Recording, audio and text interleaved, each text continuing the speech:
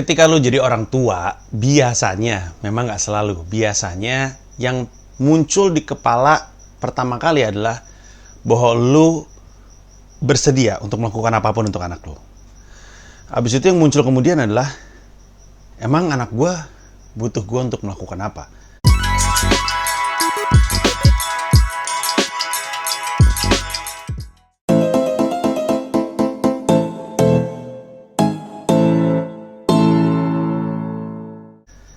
Habis itu muncul pertanyaan adalah, emang apa yang dibutuhkan oleh anak gua yang tanggung jawabnya jadi milik gua?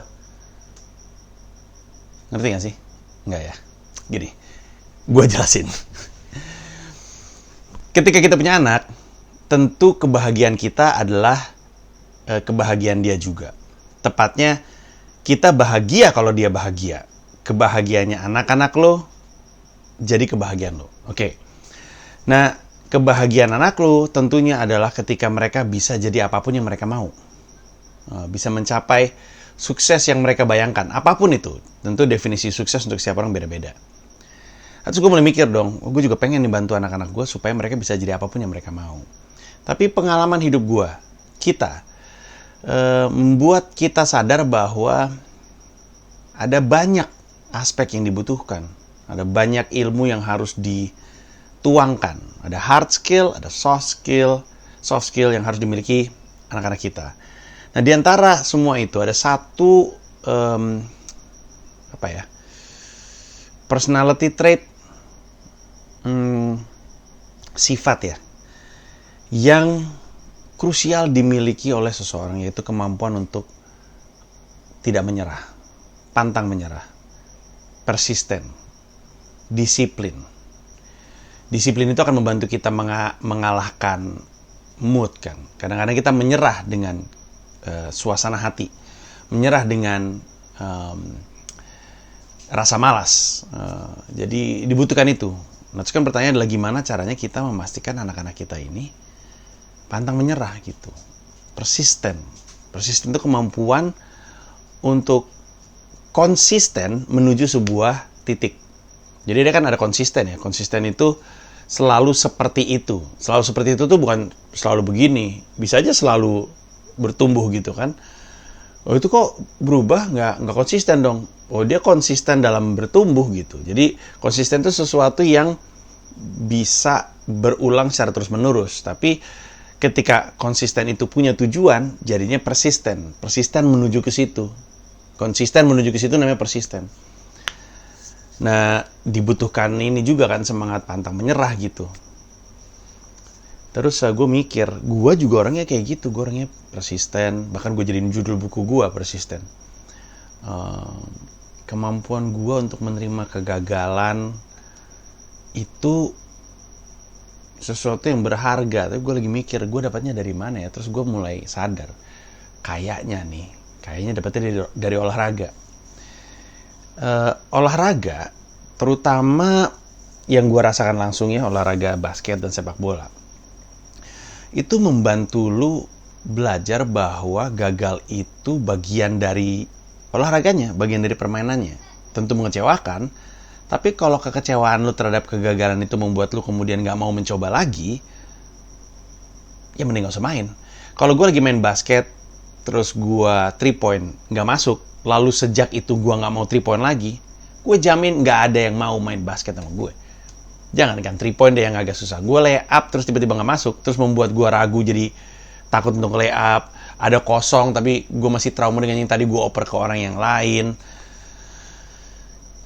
Gak akan bisa main basket terus menerus, gak akan diajak lagi gitu. Penalti gak masuk sekali, jadi gak mau ngambil penalti lagi. Tentu akan tersisa di kepala lu trauma gitu. Gue bisa membayangkan Roberto Baggio mungkin ada trauma untuk ngambil penalti lagi setelah Piala Dunia, tapi kenyataannya kan Roberto Baggio ngambil juga gitu penalti. Ini referensi yang cukup lawas. Atau misalnya ya yang legendaris kekinian deh, kalau misalnya John Terry trauma ngambil penalti karena dia kepleset, ya susah gitu. Semua orang harus punya kemampuan untuk melanjut terus gitu. Nah, ini ini yang gua rasa cukup tepat untuk jadi solusi. Makanya anak-anak gue biasain untuk olahraga. Untungnya mereka nemu olahraga yang mereka suka.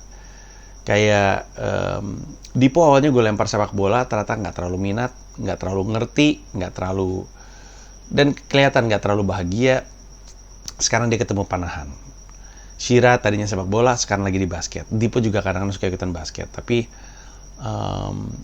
lewat olahraga ini gue pengen coba jadi orang tua yang membiasakan gagal. Karena penting menurut gue terbiasa gagal. Belajar caranya menerima kesalahan, belajar caranya menerima kekalahan, belajar caranya menerima kegagalan untuk kemudian memulai lagi. Sesuatu yang gue harapkan selalu ada di benak anak-anak gue.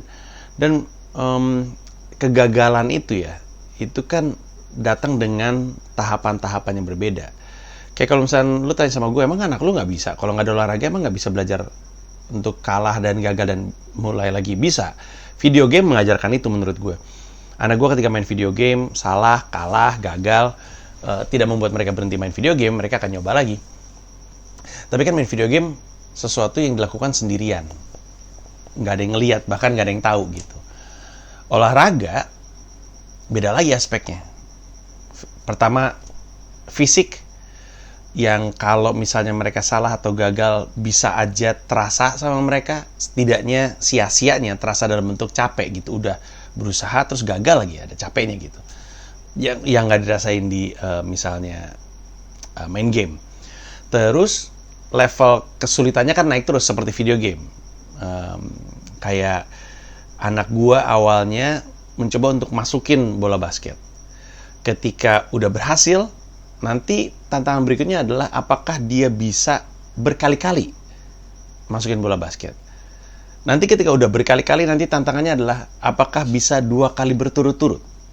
Habis itu kalau bisa 2 kali berturut-turut, apakah bisa 2 kali berturut-turut di setiap titik, naik terus. Nanti ketika udah, apakah bisa sambil lari alias layup, dikombinasi dengan dribble 2 step, terus shoot gitu.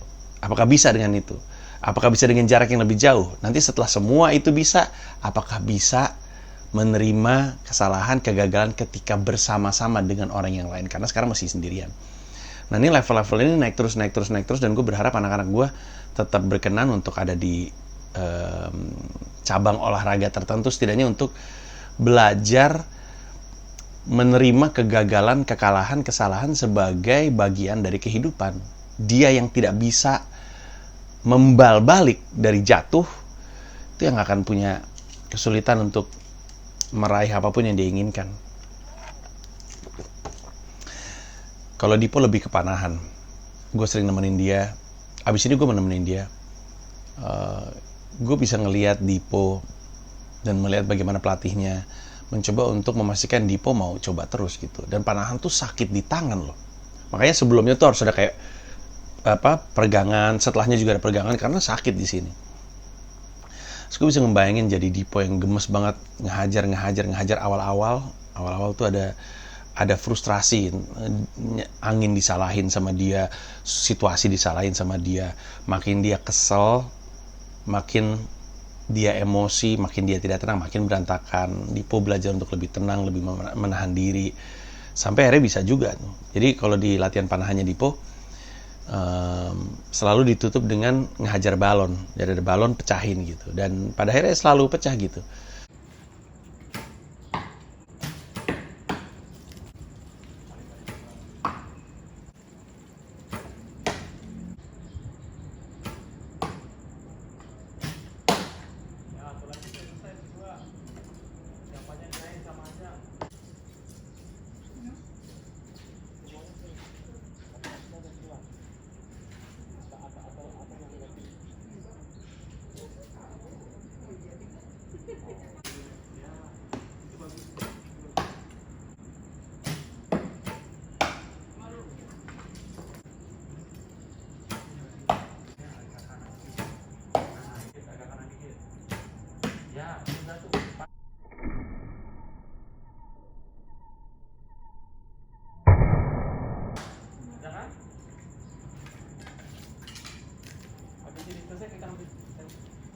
Cuman kalau kata coachnya yang jadi kendala, bukan kendala ya, akan lebih baik kalau Dipo lebih sering. Dipo kan sekarang seminggu sekali, karena Dipo punya keasikan lain dan kesenangan lain yang juga mesti diakomodir dalam bentuk hari. Tapi nanti kita lihat lah. Tapi moga-moga olahraga ngebantu anak gue untuk punya semangat pantang menyerah. Punya semangat untuk mencoba lagi walaupun mereka baru saja gagal. Karena gue selalu bilang, salah satu aspek yang membuat gue jadi lebih progresif dalam hal apapun adalah karena gue akhirnya berhasil melepas faktor drama dari benar dan salah, berhasil dan gagal.